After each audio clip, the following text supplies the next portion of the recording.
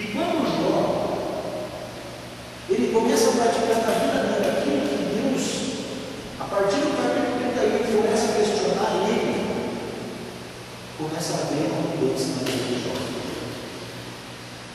Começa uma mudança tremenda na vida de Jó. Porque começa Jó a dar atenção ao que Deus queria da vida dele.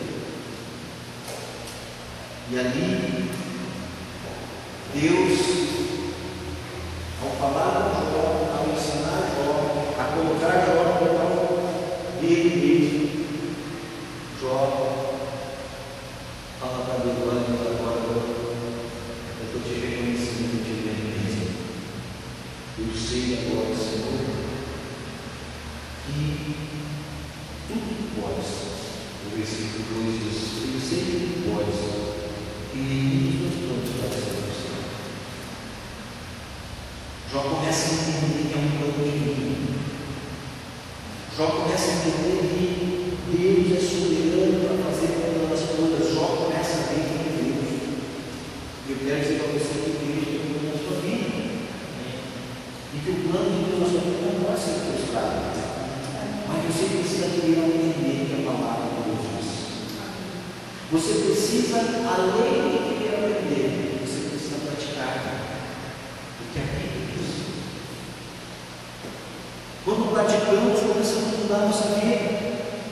É a resposta ao que Deus está nos ensinando.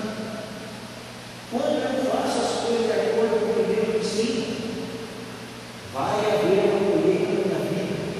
E eu vou crescer, eu vou aprender. Então a minha vida vai ser um reflexo das coisas que eu tenho feito em relação ao que Deus ensina. E isso, amados, não é da noite para o dia. O livro de Jó tem 42 capítulos. Só que você sabe quanto tempo levou esses 42 capítulos? Você sabe quanto tempo levou essa história de Jó? Agora é interessante quando você chega no capítulo 42, a partir do versículo 10, diz ali que Deus mudou a sorte de Jó. E diz ali que a partir do versículo 11 que vieram aí todos os seus irmãos, todas as suas irmãs, e todos quantos grandes o conheceram, e comeram com ele em sua casa, se recolheram dele, e o consolaram de todo o mal que o Senhor lhe havia enviado. Presta atenção aqui: quem é que enviou mal sobre Jó? O Senhor. Não foi o diabo que enviou mal sobre Jó, não. E o consolaram de todo o mal que o Senhor lhe havia enviado. Cada um lhe deu dinheiro e um anel de ouro. Que coisa maravilhosa. Versículo 12 diz que a todos abençoou do Senhor. Então, assim abençoou o Senhor no último estado de Jó, mais do que o primeiro, porque veio a ter 14 mil ovelhas, ele tinha 7 no início do livro lá. Ele veio a ter 6 mil caminhos, já tinha 3. Ele veio a ter vindo a ver no Judas, depois ele tinha 500, e no Juliano ele tinha 500. Também ele outros 7 filhos e 3 filhas. Quanto tempo demorou para nascer esses 10 filhos? Se nós tirarmos aqui a esposa de Jó, ganhasse um filho e engravidasse para outra na dieta, então nós vamos pegar cada 9 vezes lá dentro do parque. Aí nós vamos chegar nesses 10 filhos, mais ou menos 8 para 9 anos, vamos colocar assim. Não foi imediato a bênção. Não caiu do céu, como muitas vezes a gente quer. Deus que abençoa, toca de mágica, anima dele, e as coisas acontecem. No mínimo, essa situação de Jó aqui foi mais de 8 anos, 9 anos para mudar, para ele receber a bênção. E nessa caminhada, Deus não deu 10 filhos para ele uma vez só, foi dando um mês. À medida que Jó, eu conheço, à medida que Jó caminhava, que Jó aprendia, que Jó praticava a palavra, que Jó aplicava na vida dele as coisas, Deus abençoava. E Deus ia multiplicando. Eu creio que aqui nesse texto há um tempo para as coisas acontecerem. Na minha vida e na sua vida, há um tempo para as coisas acontecerem, à medida que nós vamos andando em direção a Cristo, à medida que nós caminhamos, como o apóstolo Paulo fala, em direção ao alvo, não olhando mais para trás, para as coisas que ficaram para trás, os teus erros que ficaram para trás ficaram, o leite que levaram, eu não tenho o que fazer, não tenho o que juntar, mas eu vou caminhar para frente, vou caminhar para o alvo, vou olhar para Cristo.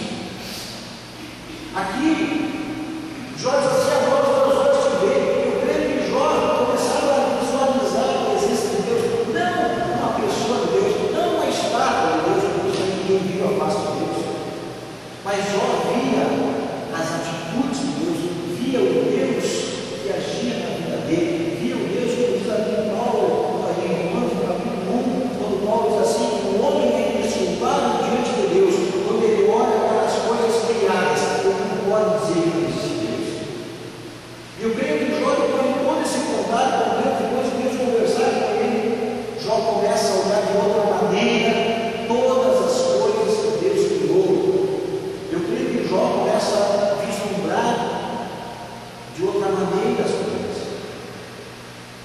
E Jó começa de uma maneira diferente. E a sorte que Jó andava, depois que ele teve cara a cara com Deus. Deus poderia não ter aparecido aqui no capítulo 38 para Jó, poderia. Como é que poderia ler a história de Jó? Um homem moribundo, cheio de enfermidade, lançado no túmulo, discutindo com seus amigos. Alguém disse que eram inimigos que vieram ali para acusar Jó, mas eu acho que o inimigo ia sentar no lixo, passar todo o tempo sentado no lixo, tentando ajudar ele a sair do pecado, ou tentar convencer ele que ele estava em pecado. Se Jó tivesse tido um encontro frente a frente com Deus, o fim de Jó tinha sido trágico. Queridos, se eu e você não tivermos um encontro frente a frente com Deus, o nosso fim é trágico. Graças a Deus, que nos dá a glória de Cristo.